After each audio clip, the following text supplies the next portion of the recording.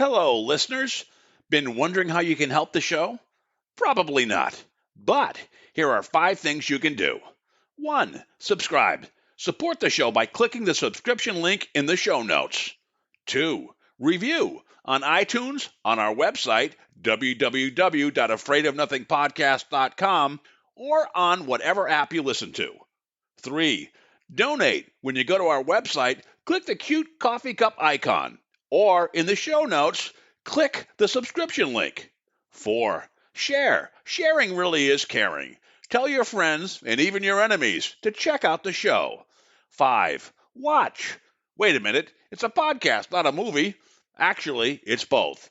Check the show notes to find out where to watch the documentary. You can also rent it on Prime Video. That's it. Oh, one last thing. Enjoy this episode. Tonight's episode is sponsored by Podcorn.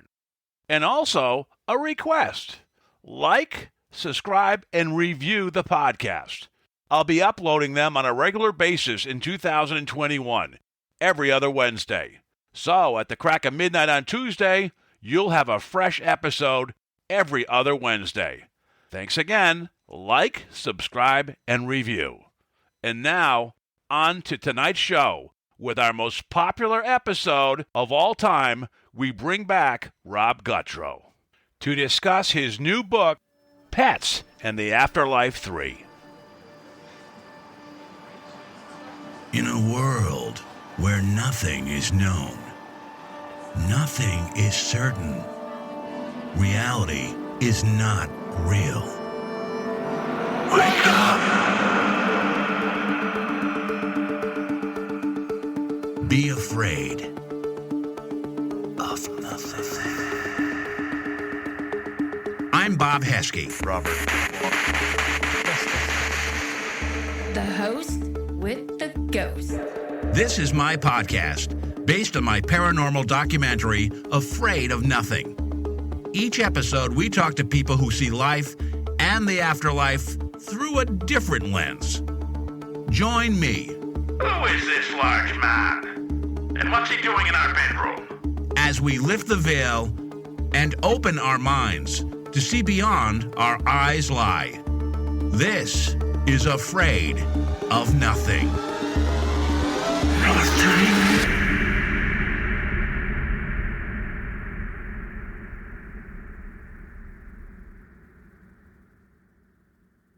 3 times is a charm. We're here back with Rob Guttrow. This is his 3rd time on my podcast, which actually is the most by any guest. And coincidentally, we're going to talk about his book, Pets in the Afterlife 3. Hey, Rob, welcome to the show.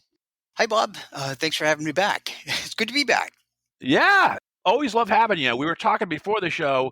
You are by far and away the numero uno most popular episode. You have, as of tonight's recording, like 1,650 downloads, Wow. which for a small podcast like mine is a lot, okay? And the nearest competitor isn't within barking distance. It's like 500 or 600. So Good point. you are way, way ahead. I'm sure this one will gather as much interest. So before we talk about the new book, you're always like during the week, it's family time, you have your normal job and all that good stuff. On the weekends, you do kind of address questions that you get about the paranormal. And you mentioned you've had recently 2 interesting stories happen. Do you mind sharing those? Not at all. So, so as a medium, that means I can get messages from people and pets who passed. And it's really like a telepathic thing. So recently I got a couple of questions for readings, one about a cat, one about a dog. And these are really good examples of how pets can give very highly personal signs to let their pet parent know that it's really them that's coming through. So would you like to hear about the cat first or the dog? Let's do the cat, because the rest of the show would be about dogs. Let's just give cats a little first entree. Okay, sounds good. All right. So this happened just yesterday, actually. A woman named Ingrid had written to me about her cat, and her cat's name is Buddy. And she said that her cat had passed. And I'm actually really just consolidate these stories, but there was a lot to the reading. Anyway, not only did the cat tell me about his health problems before he passed and his personality, but he mentioned a certain word. And I didn't recognize the word as an English word. The word was mala, M-A-L-A. And he said it to me several times. And when I get these messages and I can't make sense of them, I just write them down in an email and I just think, oh my gosh, these people are going to think I'm crazy and not going to be able to understand this. Lo and behold, Ingrid wrote me right back and she confirmed the personality. She confirmed the way that the cat passed. And she said she is blown away from the word mala. And the reason is that the cat really lived in her room. And in her room, she has a little altar. And she always did a meditation, and it's called the mala meditation. Wow. And she said only the cat would know that because she never talked about it to anybody else. So that's pretty amazing. Wow. That a cat can convey that one specific word. Is that the first time that you've had that happen to you, or? Oh no, it's happened quite a few times. Really? With numbers in the Pets in the Afterlife 3 book. There's a story about a dog that shared a number that was highly significant. Okay. But it blew me away because that's the first time it was a word that I didn't understand. The other interesting sign was from a dog, and this gentleman named James wrote me and told me about his dog Winnie that had passed. And Winnie was she was very personable and very intelligent. And one of the things that really stood out from the signs and the messages that Winnie gave me was that Winnie's on the other side with a woman named Liz. And she specifically said, Liz. And then she said that she showed me a tartan skirt or a piece of tartan clothing. And, that's like a Scottish plaid. Again, I'm thinking, oh my gosh, this is not going to make any sense to him at all. I wrote him and he wrote me back the next day. And he said, I talked to my wife and told her about the reading. And she was astounded. And he said, my wife brings over her phone and brings up a picture of her and her friend Liz, who recently passed away. And in the picture, Liz is wearing a tartan skirt.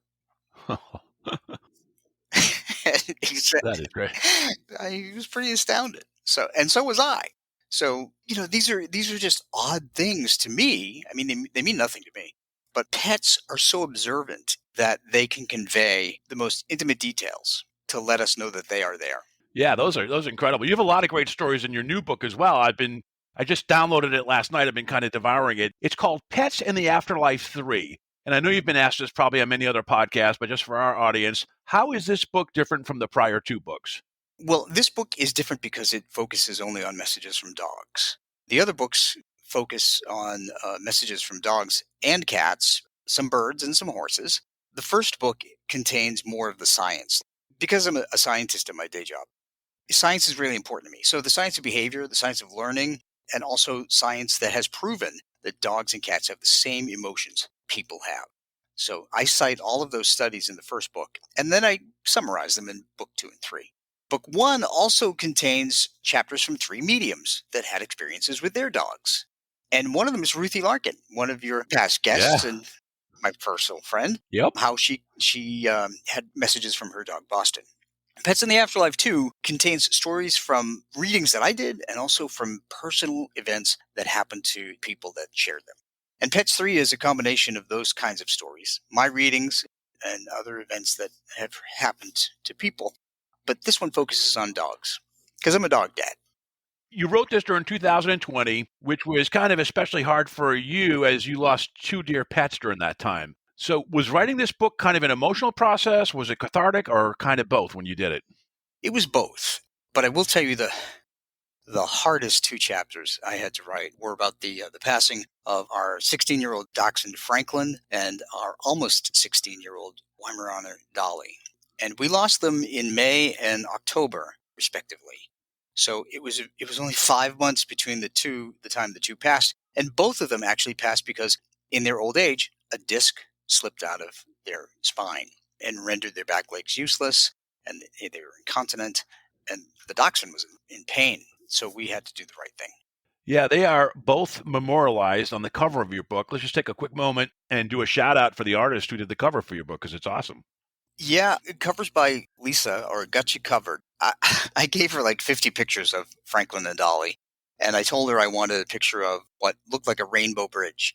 And she came up with the most beautiful cover using 2 of the pictures of Dolly and Franklin and a beautiful bridge with clouds and some diffused sunlight in the back. It's on my cell phone. Yeah, it chokes Yeah, me up. it's great. It really does. The point of it is that people use the metaphor of Rainbow Bridge all the time to kind of bring themselves peace with their pets that pass. So I wanted to have that on the front cover of this book. Now, your book is a little bit different because it's broken into two parts. The first part is understanding and coping with loss and grief. Mhm. And the longer part is the trove of its stories of pet communication. So just give our readers a little bit about each section. Sure. Well, one of the things that I've heard from different readers of Pets 1 and 2 is that I didn't directly give them ways to cope with their grief. And I understand that. So, I just thought that recognizing signs from their pets would be a major comfort. But there's more because we all cope with grief differently. In this particular book, I tapped a friend of mine, Dr. Charmack, who's a licensed psychologist with 24 years of experience. And he helped write one of the chapters on 11 ways to cope with grief. And this applies to any kind of grief, not just pet loss. So this book will help you if you're going through any kind of loss, especially during these pandemic times that we're in. And then in addition to the 11 things that he cited, I also added 3 other ones that I did when we lost Franklin and Dolly that I felt very helpful. Yeah, and I thought that was a great part of the book, actually. And I thought it was excellent to have it in there to help people cope with grief. Now, the second half is the longest part, is the stories of pet communications. One of the stories in there is about, which is on our podcast, episode 25, with my friend Dan, where you kidded out of the park. That's one of my favorite ones. I also liked a couple other stories. I like the story about Chico and Coco. Can you talk about that one? Okay, so I remember that Chico and Coco visited this woman's daughter, this woman named Cindy. They visited her daughter in dreams. And dreams are the easiest way that pets can communicate. So if you are missing your dog, ask them to come into your dreams. And usually within about 2 weeks on either side, they will come into your dreams. Yeah, that was it. She emailed you about the passing of her 2 dogs. She mentioned that the spirit he had made a divine connection. White flowers, she talked about that. Yeah, so that was one of the things that I got, was that white flowers would be an indication that Chico would be around. Usually whenever a plant blooms that hasn't bloomed before, that's kind of an indication that spirit is helping it out. So white flowers became a sign that Chico and Coco would be with her. And she wrote back and she said that she noticed white flowers, a bouquet of white flowers in her backyard. And she said that, I think she said it was an oleander plant. Oleander, Yeah. yeah. Yep. Yeah, that Yep. hadn't bloomed. So that was pretty cool. There's another story I liked about Ginny's Westies solve their mysterious death. So there was a German Shepherd and 4 Westies, and you may not remember all of them, but she wanted to know how they passed. Do you recall that story? I do recall that. So Ginny had raised Westies I think she had raised Westies for about 20 years. And she had 4 Westies, and I think she had a German Shepherd too. And each of the Westies' deaths were mysterious to her. The first thing that I had to do was I had to get her to send me pictures of each Westie and then tell me individually what their names were. And then I was able to tune into them. And that's really how I work. I do phone readings, except in the case of your friend Dan. Yeah. Yeah. Usually I do them by email with pictures.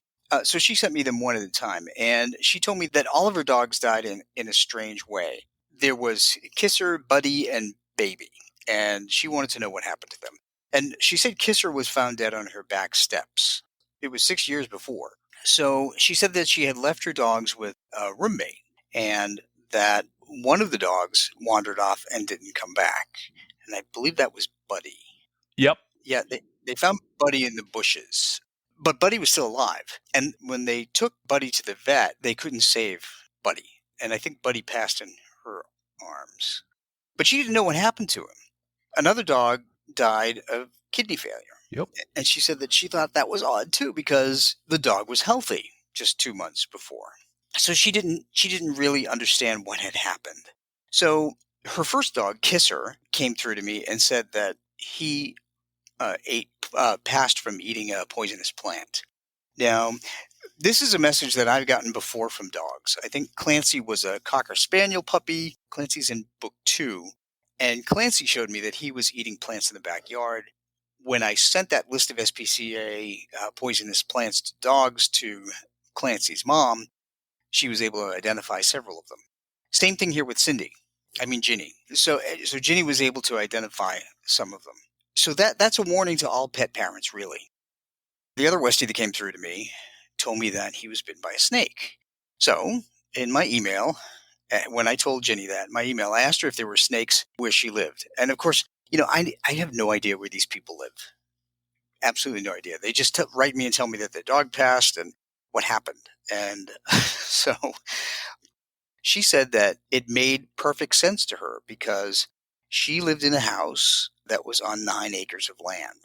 And most of the land was overgrown with forest. And she was always worried about snakes. So I remember when she wrote me back, she wrote, "Oh my gosh, that makes total sense to me." Right there, she got 2 answers from each of her Westies. So the other one was about Baby. She didn't know if it was misdiagnosed or if something had caused the renal failure. So she didn't know what the answer to that was. But I did tell her that Baby was already experiencing renal failure. And oftentimes, this is important too, is that pets will shield us from seeing that they don't feel good. And they do that for our benefit. It's just like people sometimes. They don't want you to know they're sick. And then at the very last minute, they'll pass or they'll get incredibly sick. And they do that because they don't want to cause others concern. So pets behave just the same way. They also had a German Shepherd named Dylan who died of heart failure, I think. And when Ginny had a heart scare, I think she saw he appeared in front of her or something. I don't know if you remember that from the book, but that was pretty interesting too. Yeah, I actually do. And that was the reason that he appeared, because he had the same condition. He wanted to let her know that, he's still watching out for her. Now, I know it's emotional talking about your 2 dogs. Is it, do you feel comfortable talking a little bit? Because Franklin's story was really good, and so wasn't Dolly's. Do you feel comfortable talking just a little bit about each of them and how they left you messages? Because they really left you some strong. I mean, Franklin was pretty quickly, right? Franklin left you messages pretty soon after he passed. Yeah, Franklin was pretty much immediate. So was Dolly, actually. And Dolly, the day Dolly passed, there were signs from other spirits that let me know that she was going to pass. So yeah, I'll be happy to talk about both of them. One cool story was it was like your doppelganger family with Dolly. If you don't mind mentioning that one first, that was a pretty cool story, I thought. Oh, sure. So after Dolly passed away, I think it was the next day, my friend Jane, who lives in Massachusetts, who lives 400 miles away, sent me a text and said she was so sorry about Dolly and she was thinking about Dolly. And she was out for a walk, and she has lived in the neighborhood she lives in for quite a few years. And she had never before seen a Weimaraner. But that night, she was taking a walk, and out of the woods ran a Weimaraner. And the Weimaraner stopped and stood and stared at her. And she knew right there that Dolly had sent that Weimaraner to let me know that she was okay. And she texted me that, and she was just incredulous over it. She said, "I lived here for years. I've never seen a Weimaraner, let alone one off leash." And so that's what happens. So our pets will send us a doppelganger or a lookalike, if you will, to let us know that they're still with us. And sometimes when we're grieving, grief blocks signs. So our pets will actually send a message through a friend, knowing that the friend will convey that message or that sign to us. And that's exactly what happened with Jane. Was there a story too about, I don't know, I thought one of your friends saw someone, a similar type of family with a dog that reminded her of you. I don't know if I'm kind of misconstruing the story if it was Dolly, but I thought there was one case where there was a family that was kind of like you and Tom, and they had a dog that was similar. Oh, yeah. All right. This is why I say there's no such thing as coincidences. So you're right. I think it was November 7th. It was it was 14 days after Dolly passed. My friend Emily, that I met through Animal Rescue, sent me a note, and she said, I got the most astounding signs from Dolly. And she said, I just have to tell you, this is the weirdest thing. And this is how spirit works. She said she met a friend at a restaurant. She was sitting outside, and it was dog friendly. And that was this year. I mean, during COVID, they had outdoor dining. She said that she felt a cold nose on her leg, and she looked down, and there was a Weimaraner staring at her. And she hadn't seen Weimaraners before, not in person. She's a Dachshund mom. So she said she noticed that the Weimaraner was on a lead, and that the Weimaraner's dad was trying to drag the dog away from her. And what's interesting is that the Weimaraner dad, noticed that she had a black Dachshund on her sweater. And so now Tyler is our black Dachshund, who is very closely bonded with Dolly. Oh. He asked if she had a Dachshund, and she said she had two. And he said, we also have two. One is black and tan, and one is dapple. And then she said, I asked him what your Weimaraner's name was. And he said, Dolly Parton, P-A-W-T. Now, my dog Dolly was named after Dolly Parton, because my dog Dolly came from the hills of East Tennessee from a rescue. Oh God, that was great. That was incredible. She Yeah. just wrote. She just wrote in her email, "This was way too freaky for me." And she said, "But it gets better than that." And I just thought to myself, how in the world could it get any better than that? Then she asked what his name was, and he said his name was Buzz. Buzz was my dog that passed in 2005, and Buzz was also my nickname when I was on the radio for 20 years. And then he said, I'm here with my husband, Tom, which is my husband's name. Yeah, it's just insane. It's just that was, I read that, Rob, and I was like, wow, this should almost be like, it was great to set it up as a preface, the chapters on Franklin and Dolly, but they were so powerful. It's like they almost should have been at the end, because it was such a great finish. Yeah, that blew me away. And I don't want to use all the tales, but there was a cool story about Franklin where after Franklin passed, when the dogs were lined up for dinner, they left a space where you felt he was, correct? Yeah, they did. They did. And that proved to me that they could actually see him. So your dogs at home or your cats will do that if they line up for anything, for treats. So yeah, they were lined up for dinner. And also when they were lined up for their 3 treats at night at 8:00, they left a space for him. And I will tell you too, Bob, that spirit dogs and cats can also make noises from the other side. So since Franklin passed, we have heard him bark, his distinct bark, twice. Once Tom was in the TV room, which was like 2 rooms away from the kitchen, and I was outside with the other 3 dogs at that time. And it was the day after, I think, Franklin passed. Tom heard a bark in the kitchen, and he said it sounded like Franklin's bark. When I came in the house with the 3 dogs, he said, where were you? And I said, I was outside with the 3 dogs. I was walking them. And he said, so you weren't here? I said, no. And he said, well, Franklin barked in the kitchen. Tonight's Afraid of Nothing episode is sponsored by Podcorn. Podcorn is a marketplace connecting fearless podcasters to amazing podcast sponsorship opportunities, such as host-read ads, interview segments, topical discussions, and more. I've had first-hand experience with Podcorn helping me find sponsors for my show, which is great because it helps offset production costs and lets me produce more shows for you. Win, win, win. And working with Podcorn is easy. So if you have a podcast and are searching for a sponsor, look no more. Check out Podcorn. With Podcorn, there's no middleman. Podcasters of all sizes can browse and choose opportunities right on the platform online, set their own rates, and collaborate with brands directly without any exclusivities. You never give up any rights to your podcast, and Podcorn is there to support you at every step and ensure you're protected and compensated for the work that you do for brands. The marketplace mission is to give podcasters transparency, creative freedom, and full control of how and when we monetize. With Podcorn, you never have to be afraid of finding a sponsor and getting paid. Click the link in my show notes to sign up to Podcorn and start browsing sponsorship opportunities after the show. I think it was it was months after that we were outside with the 3 dogs. The 2 of us were outside with the 3 dogs. And I distinctly heard Franklin's bark, very loud and very clear, coming from within the house in the sun porch. So loud, in fact, that I had to go in the house and look. Wow. Did the dogs notice? Or is that just kind of, were you just tuned into it? They were busy like sniffing around in the backyard with Tom. Yeah. So no, I was standing near the sun porch and I heard it from inside. And It startled me too, but I had to go in and look. Like, maybe I'll see him. Yeah, and those were great stories. So I'm gonna do a quick plug here. I just downloaded this last night, and your books are always priced so that people can afford it. I got mine on a Kindle for $3.99, and I'm like, whizzing through it. It's a couple hundred pages. I'm like 140, 150 pages in.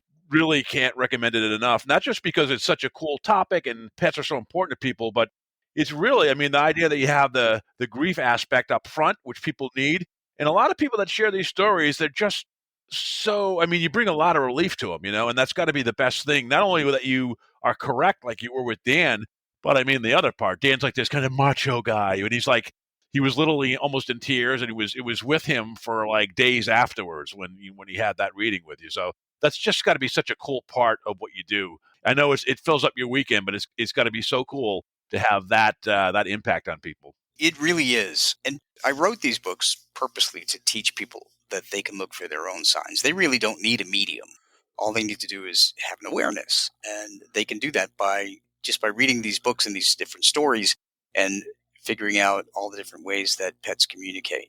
I don't know if you got to the dog that used social media. That's one of my favorite stories. No, I did not. Feel free to ruin it for me. That's okay. I'll probably get to it, but go ahead, share it with the audience. That'd be great. So pets can use many different methods to communicate with us, and sometimes they will use spirits of humans, human loved ones, to help them out. And such is the case whenever you find a coin that may have the year of your pet's passing or your pet's birth. When you find those coins, that's an indication that your pet is with you. But this story is not about coins. This is just another incident where a pet in spirit got help from a human spirit. So my friend Dan, I first met him, if you will, giving him a reading a couple of years ago when his little dog Romeo passed away. Now, Romeo is also in the book. Romeo has his own little personal and unique sign, but I won't spoil that one. So after Romeo passed away, Dan had been volunteering at an animal shelter. He's such a caring guy. So he works full time, and then he goes to animal shelters at night and then weekends, and he takes care of dogs. He gives them belly rubs and takes them on walks and does all kinds of things. And that's really a healing thing, by the way, for anybody listening who has lost a pet. If you've lost a pet and you're not ready to adopt, volunteer at a shelter. Just take dogs for walks, even cats. If you, not that a cat will make it easy for you to walk them, but you can still, carry them around just to be with them. So Dan bonded to this one little scruffy dog named Cusco who came into the shelter. I think he was 5 years old, and he had heartworm. He had a serious case of heartworm.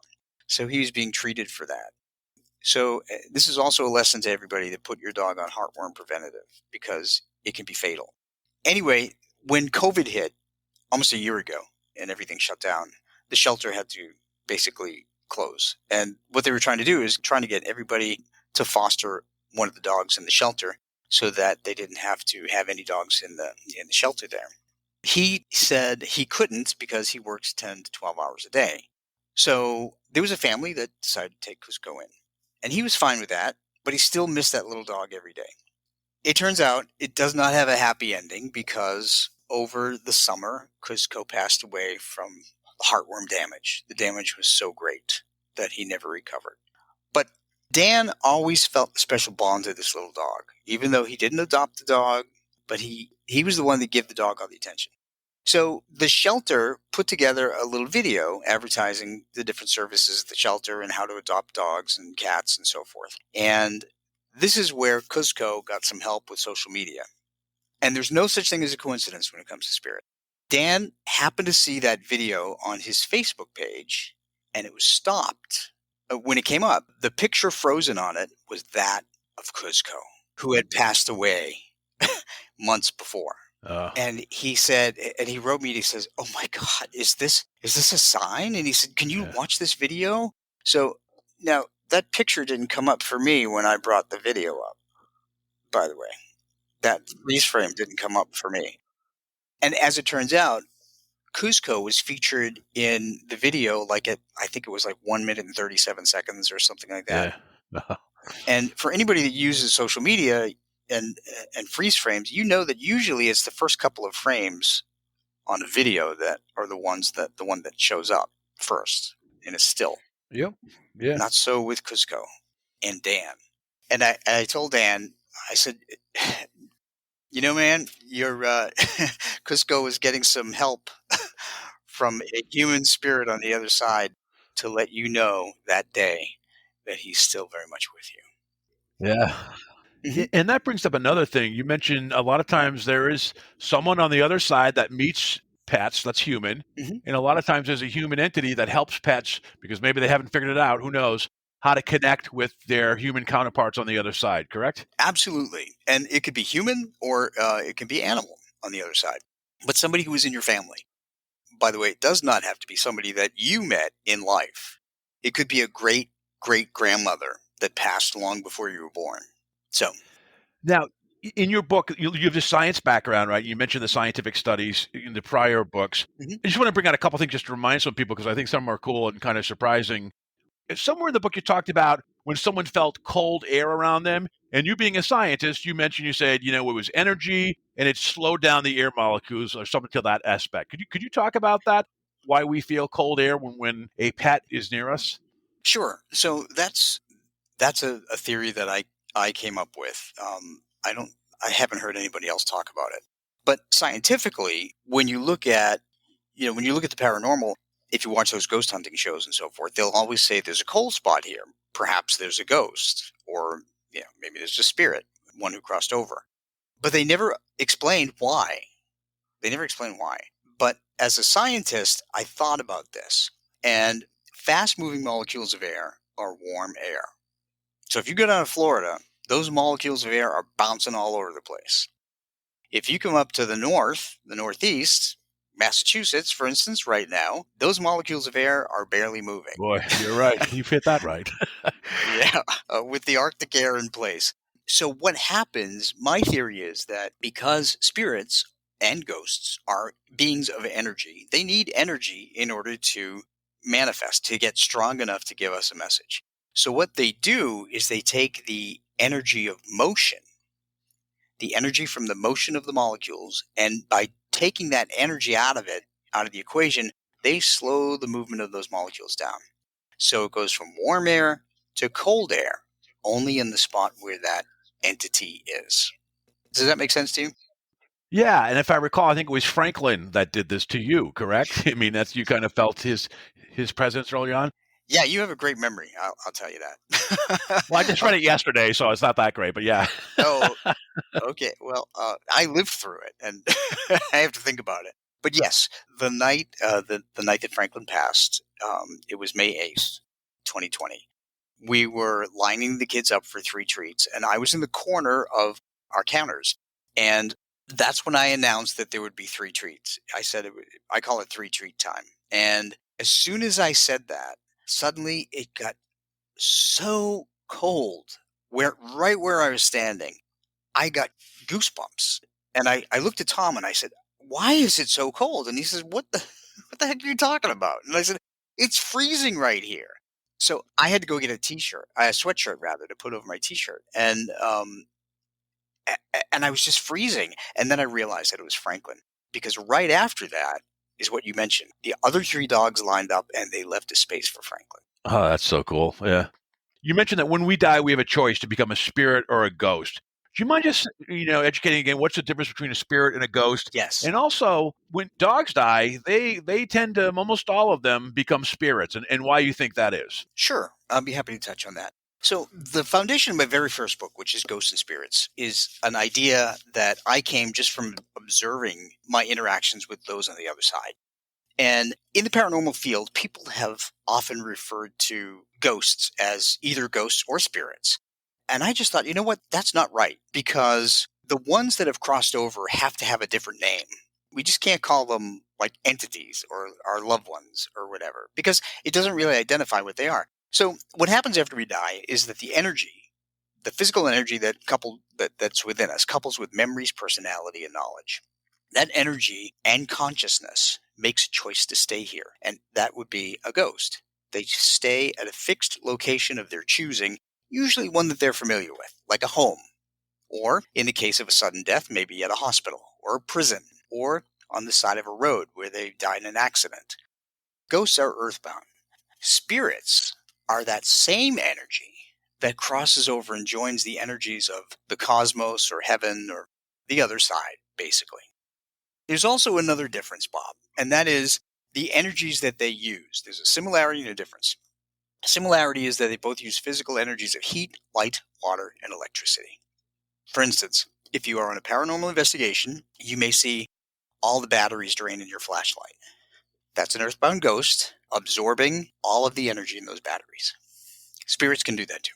The water part, by the way, explains why most towns that have a river running through them are extremely haunted, like Ellicott City, Maryland, for instance.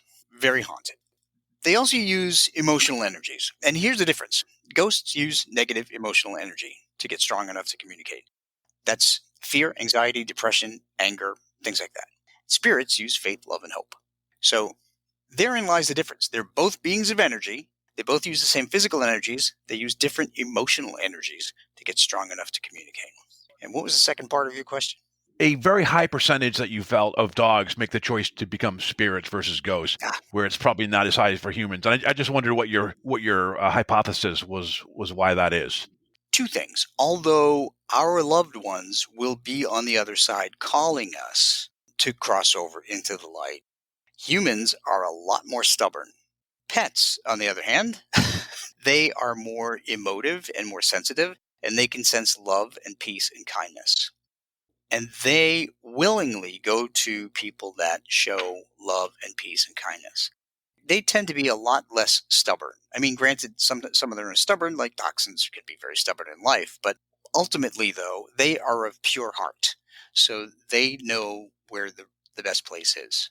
Humans, on the other hand, they can be very stubborn and they can choose to stay for one reason or the other. So that's why most pets cross over. Now, you mentioned, I think in one of your prior books, Science, that dogs and cats tend to be, their growth is like equal to like a human being 3 to 5 years old, like a toddler, right? Yes. So when dogs are about to die, Mhm. do they know that death is coming, and are they afraid, or what are they? I know you feel a lot what happens when pets pass over. Mhm. Are they afraid of what's happening to them, or do they just don't understand what's happening to them? No, they do understand what's happening to them. And honestly, they don't seem to be afraid of it. In fact, a lot of them welcome the peace of it. Often when I do a reading from a pet who passed, they will tell me they were in pain and they knew that once they let go, that they would be free of pain, so that they would look forward to it. In fact, many of them come through and thank their pet parent who helps them cross over. So there's a piece that humans don't have. We haven't quite figured that out yet. Yeah, I was going to say, what a gift for dogs then, because to be able to, at that time, to not have fear and to embrace the transformation, that is such a huge part of probably death to make it easy on a person going through that. Yeah, and I watched that with our dog Dolly too. She just let me know that she had just given up. She's like, I just want to go. My body's not working anymore. I'm really tired. I've really tried in the last year to stay as long as I could. I mean, she was in diapers. She was incontinent with number 1 and number 2 for a year. So even Ruthie called me with a reading from Dolly, which was fascinating, which is also included in the book. And Ruthie, of course, pegged things right off the bat. And she said, yeah, she was tired. She stayed as long as she possibly could. And I realized that. It was hard. But she was tired. She wanted to go. And that's generally what dogs tell us. Now, was Franklin named after someone? I know, Dolly Parton. Was Franklin named after anyone in particular? Or? No, actually, Tom. Well, Tom adopted Franklin just before we met, and I adopted Dolly just before we met. Interestingly enough, Tom likes to name dogs after presidents. Oh, okay. So it was Franklin Delano Roosevelt. That's great. And we have a dog named Tyler. He's named after President Tyler. It doesn't seem right to do an episode without mentioning your first dog, Buzz, who died in a very tough accident, and you actually suffered a lot of guilt. You probably could have used that coping stuff before, way back when that happened. But when Buzz passed, you had some guilt, but he also brought you a lot of gifts. So you mind just telling us about that experience at a very high level? Sure. Yeah, it was the most traumatic event of my life, really. But before I tell you about it, I will tell you that I realize now, it's like 16 years later, that Buzz has not his sacrifice, his short life has helped me bring peace and comfort to thousands of people around the world. So he is a tremendous healer. That's the way I look at it. Yeah, and by the way, you're not exaggerating when you say that number. We know I Yeah. can vouch you definitely there's in the 4 digits at Yeah. least. Yeah, and that's a tremendous gift. Yeah. So I'm so grateful to him. So what happened back in 2005 was just a regular dog walk with him and roommate's dog, and his leash opened when he saw another dog across the street, and he darted out in the street, and there was a car speeding, going way too fast in a neighborhood as usual, and it just killed him instantly. And He was 7 months old. How old was he? He was young, right? 7 months. Yeah, he was a puppy. Yeah, he was a puppy. But immediately, well, after I got home, so my roommate came, neighbors came out. I have to tell you that I will never forget that day. I mean, not only but for the trauma, but for the beautiful big hearts of total strangers who came to my aid. It's very emotional still, even 16 years later. This woman whom I wound up befriending, named Sandra. She lives in Alabama now. She moved down there. She was doing a paper route, and she saw what had happened, and she pulled her car over, and she immediately came to me, and she stayed with me. She stayed with me until my roommate was able to get off of work and come. I must have stayed there, I don't know, 2 hours at the sidewalk. And all the neighbors helped put Buzz's body in a truck and drove it back to my house. I have never forgotten her, and I'm still very close friends with her. And what's really weird too is that she and I share the same birthday. Wow. Which is really weird. But anyway, so that said, Buzz that day, Buzz had all kinds of signs for me right from the get-go. So I walked in the door, and the radio was playing, and I didn't have the radio on when I left, which is weird. Sometimes radios go on if you set them, but I don't remember ever setting the radio. And the first song that came on was Garth Brooks' The Dance, which is a song about a man who loved very deeply and then appreciated the short time he had with somebody, and then it was over. So it was a very appropriate song.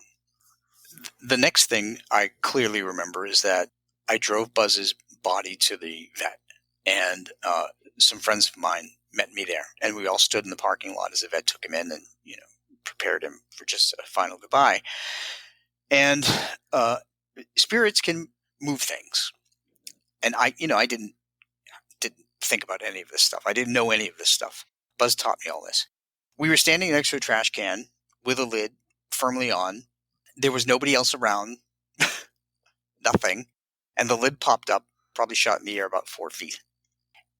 And I looked at everybody and I said, "That's Buzz. Buzz wants us to know he's okay." Were you attuned to your psychic abilities as much as you are now, or is this just the start of an evolution of that happening for you? It was a reawakening, really. Okay. So I had them. I knew I had something when I was a teenager because my mother helped confirm it after I saw my granddad. But I kept that kind of buried. I was too busy in life, going to school, trying to find a career, all that stuff. So mediums can mostly block out all of this stuff, unless you get to the point where once you start doing it a lot, sometimes it's harder to block things out. Like when I went to England, and we talked about how I went to England and there were dead people talking to me everywhere. And that was when your husband, Tom, when he started to first open his psychic eye too, right? He did. He started picking up dead monks and dead kings in Westminster Abbey. And yeah. So has his capabilities evolved at all? Or, I mean, he certainly picked up, based on the book, a lot of things about your pets that passed. So he's certainly attuned to that. But has he kind of refined his psychic eye since then? Or no, I think he's kind of closed his psychic eye. Yeah. Because we don't go on investigations anymore because of COVID 19.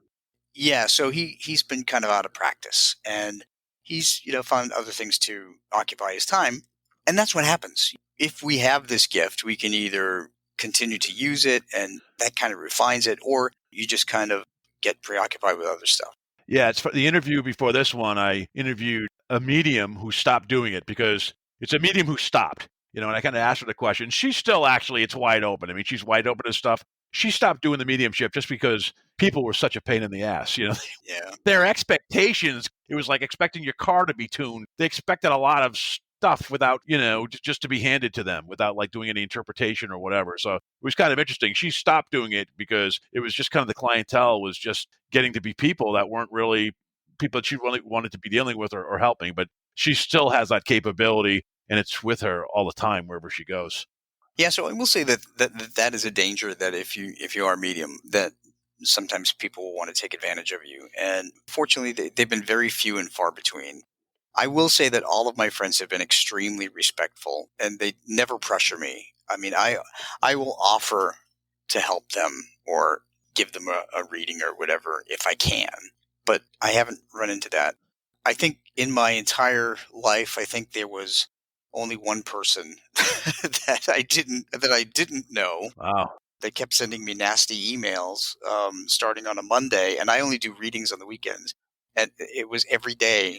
I didn't know her, and she sent me nasty emails. They got increasingly more angry by Friday, and she said, "You're obviously a scammer," and because you're not replying. I saw that in their headline, and I wrote it back, and I said, "I don't do this for a living." And at that point, I did it for free. I mean, I only charge $10 a reading now, but Yeah. I said, I understand your grief, but in grief, we also must understand that people have lives, and we have to exhibit patience, and we have to be kind to others if we are expecting to get something in return. And that's what Spirit teaches us. We have to be kind to each other. Wow, that's great that you only had to deal with it once.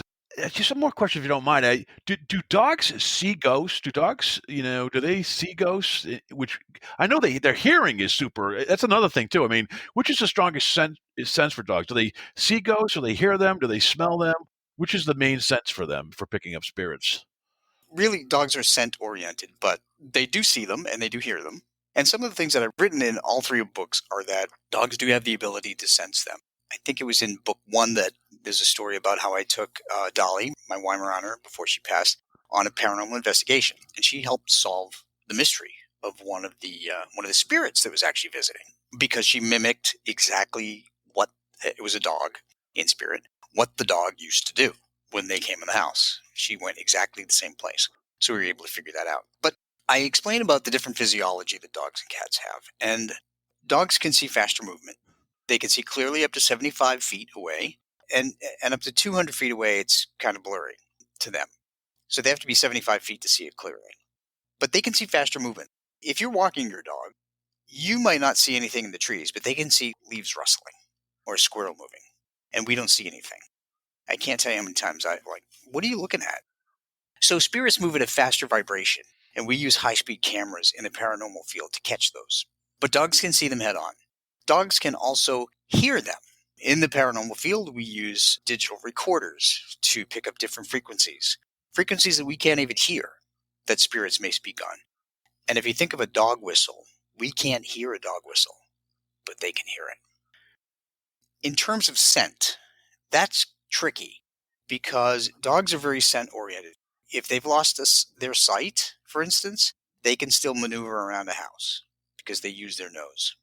Spirits, when they appear, they need a lot of energy, and often they don't come with enough energy to generate sight and scent. So that can freak a dog out because the dog doesn't understand why there's no smell to this spirit. I read that in this book, and I want to share it with the listeners because it's stuff that seems intuitive, but you have to kind of hear it before you can figure it out. I want to ask you one question because I was talking to a shaman recently, and he had a slump. He said he deals with like demonic depossession, and he went through a slump for a while, and then he had to like take a month and a half off, do what he calls downloads, and then his game was back on, and he knew how to handle stuff better. Have you, as a pet psychic, have you gone through a period where you were off and you had to re-energize, or has it been pretty much on with you throughout, since Buzz passed? I think it's been pretty much on.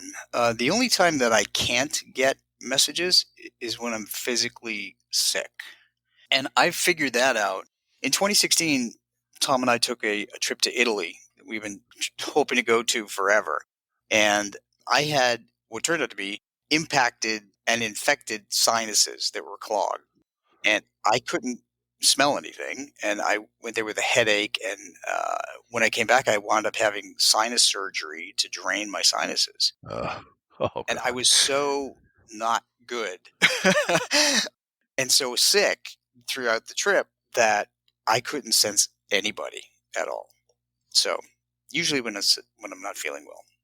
I want to ask you a question about meteorology. You have a scientific background, so just a couple quick questions on that, if you don't mind. I live in a place in Massachusetts where it's been crazy. Like, we got a first snowfall in Thanksgiving, and then we had a record snowfall in December, nothing in January, and it's been nuts in February. What are your thoughts on the weather? As a meteorologist, do you see, based on now and maybe 5 or 10 years ago, do you see a real greenhouse effect, or is there a reason that one winter is much worse than another one, and that the weather is so skewed and unpredictable? Yeah, I will tell you that as a meteorologist, I work with a lot of climatologists during the day, and the climate is warming. The globe is warmed, and this is what happens when the globe warms. We get temperature extremes. So right now in the Arctic, the atmosphere higher up is much, much hotter than than it normally is. And what that does is it displaces the cold air. And the cold air, unfortunately, sinks our way into the US. This is the cause of the Arctic outbreaks. And I will tell you, as someone who grew up in the US, that I've been living here for over 50 years, these Arctic outbreaks were extremely uncommon up until about 10 years ago. This is what climate change does. It's a reality. It causes extremes. I mean, we also see hotter summers. We see more 100-degree days than we have ever seen in the last 50 years. So colder winters, hotter summers. Don't be fooled by the term global warming. It doesn't mean that every day is going to be hotter, because it's not. It causes extremes. It's actually warmer in Siberia than it is in the US. So with this global warming, is there one part on this planet that's probably the best place to live? Probably has the best climate right now that you would pick to go to for a couple of years? Yeah, the International Space Station. Okay. Continuous climate. All right. Excellent. There you Cool. go. All right. So, my friend, let's end on two things. What's your next book, and what's your next vacation? Oh my gosh. Well, I have 7 books that I'm trying to decide which one to work on next. So it could be Ghosts of Ireland and Scotland on a medium's vacation, because I've been holding that for a while. There will be a Pets in the Afterlife 4. Awesome. And that one will be about messages from spirit cats. It'll be all about cats. You already have a great story, right? Which you started off at the beginning, so that's excellent. That one's going to be number 1. I've also I had a lot of encounters with different ghosts in Tombstone, Arizona. So I'm thinking about writing a book about that. And I've already been given the go-ahead by the by the family that manages the Birdcage Theater. More ghosts and spirits, more lessons learned from Talk to the Dead, and kindred spirits too. That's awesome. How a medium befriends a spirit. Yeah. So there's a whole bunch of stuff. And your next vacation? Ireland? Is that where you're going for your next vacation, or? No, I already been there. Okay. That's why I already have the book almost written. But all right. We're hoping to go to Greece. Oh, wow. And you know how many dead people are probably walking around there? Absolutely. And, I'll certainly have it in the notes, but tell us where to follow you and where to buy your amazing books. Thank you, Bob. People can go to petspirits.com. That's the easiest way to find me. And all my social media links are on the left-hand side of the page. On the right-hand side of the page are all my events and stuff like that. I do a lot of virtual events as well. And anybody that wants to just watch video, podcast, your amazing podcast that we did back last year is on there right up the top. I'm on Amazon.com. Just type in GUTRO and all of my books will show up. I have 8 of them. I write them in a very simple, easy way so that anybody can understand them. I may be a scientist, but I don't write like a scientist, because we all read on different levels. And I put my heart in this. So all these books are from the heart. And it certainly shows. Rob, it's always a pleasure talking to you, and not just because you drive an amazing amount of downloads for my podcast, but because you're such a good guy and you have such great stories. So thank you for taking the time with me today. I wish you nothing but the best in 2021. and I hope the sales blow up for your book. It deserves it. It deserves to be read because it helps so many people. You're the best. Thank you, Bob. It's always a pleasure, and I look forward to joining you again.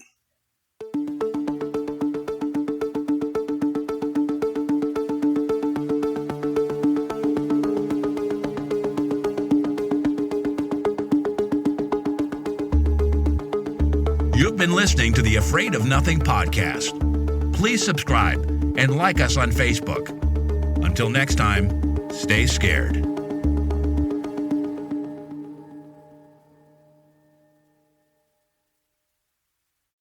Hey, you're still here? Great. Then why not listen to another episode? Visit afraidofnothingpodcast.com to peruse all the shows. That's afraidofnothingpodcast.com. And while you're there, click the coffee cup icon to buy me a coffee and leave a review. I'll give you a shout out in an upcoming episode, and the world will know how swell you are.